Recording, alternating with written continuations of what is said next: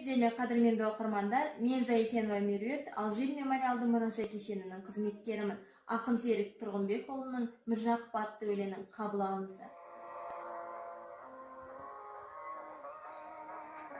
Алма кезек, бір қасірет, бір бақыт. Жылай-жылай көздің жасын құрғатып, өкіндіріп, бекіндіріп қазағын өте шықты. Бұл жалғаннан Мыржақ. Таудан тастан беті қайтып көрмеген, өленімен ет жүректі тербеген. Атылған жоқ, асылған жоқ әйтсе де, ол өзінің ажалынан өлмеген.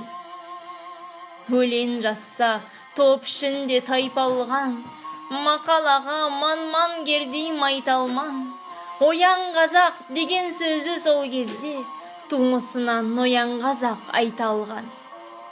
Тіршіліктің көп татпаған балынан, тұлпар уақыт ұстатпапты жалынан. Жалғыз ғана жамал емес бақытсыз, бүкіл қазақ бақытсыз деп налыған.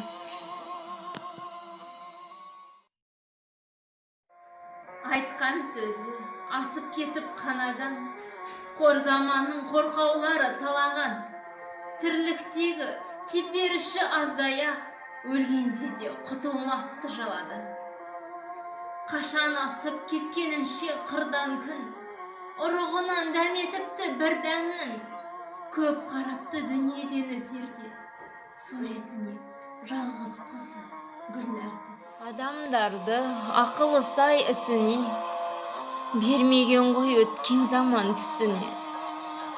Мұн бәледен Мыржақыпты құтқарған, ризамын құдіреттің күшіне.